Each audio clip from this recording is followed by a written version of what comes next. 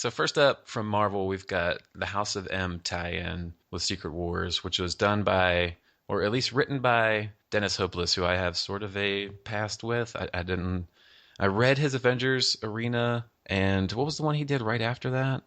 Avengers Avengers. World or something like that. I don't recall. Anyways, he kind of took over, as I mentioned before, I'm a big fan of the Runaways, and then he took over those kids right after Avengers Academy had ended, and I really enjoyed Avengers Academy, and I just didn't like the direction that some of that stuff went, and he caused a lot of problems in the way he handled the Runaways, in particular Nico, and so I'm hit or miss with Dennis, and Okay. with this little tie-in, it's hard for me to judge it, mainly because I haven't read all of Secret Wars. Like I'm waiting for that to finish to read through.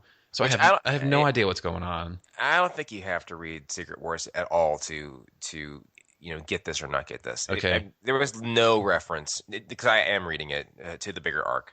Okay, well then just judging on this story, I there's nothing in here that I cared about. So, Well, I mentioned this before. The whole idea of these tie-ins is they are picking storylines and arcs, which is the same thing, from yesteryear, all types of them, and they're sort of just saying, "Hey, what if this arc never ended? What if this alternate reality continued to exist and never had sort of an endpoint?" So they're basically saying this is what House of M will be up to today if it didn't come to a conclusion. I guess 10 years ago, more. You know, it was okay to me. I'm not going to keep going, only because there's just I'm not going to say it. There's a lot of comics. Uh, I'm not going to say it, but it just and again, art by the way in this was done by Marco Failla, I guess, and Matt Wilson. With lettering by Joe Carmagna, but again, it was cool enough. It's sort of this idea where mutants are the number one dog in town, and the Sentinels are in fact on their side, and they're hunting humans, even human heroes who have powers that aren't mutants. We saw a little bit of that going on.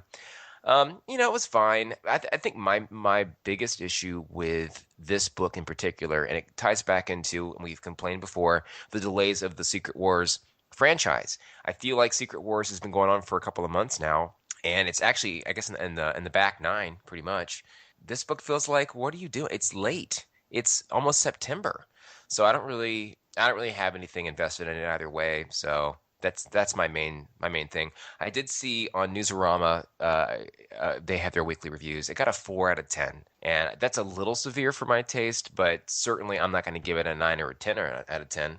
You yeah, know? I mean it's not. I think if you are into this sort of thing and you typically do read all of these characters, I mean it's probably something worth checking out. But as a casual reader, there's probably no need to pick up this title. I mean, I hate to say that as harsh, but I mean it's just an extra storyline that's out there that. And you did mention I mean, the art to me is cool. Yeah. I like the takes on Scarlet Witch. A big fan of hers, and just seeing all of the House of M of Magnus casually waking up, and all of their surroundings from where they're living at the time. Yeah. I mean, that stuff was cool. It's just there was nothing in the story that made me be like, oh, I gotta read the next issue. So Yeah, and then another thing that was kind of interesting to me was and I think it's still kind of unresolved in the greater Marvel universe is Rick Remender before he concluded the second round of Uncanny Avengers retconned the fact that Scarlet Witch and Quicksilver might not be Magneto's children after all. So as you read this again, I was like, so wait, is this? I don't know what to think. Yeah, I mean, I guess we're all supposed to still be ignorant to this shocking news, because again, the idea is that Magneto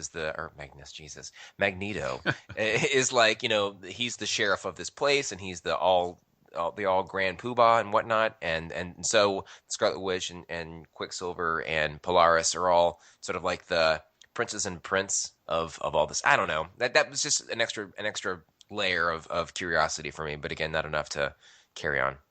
would you tell others to check it out? If you loved, if you loved House of M, sure, but because there's just so much going on competing wise in the House of M stuff, this is not my favorite. Okay, I agree. So there, fine.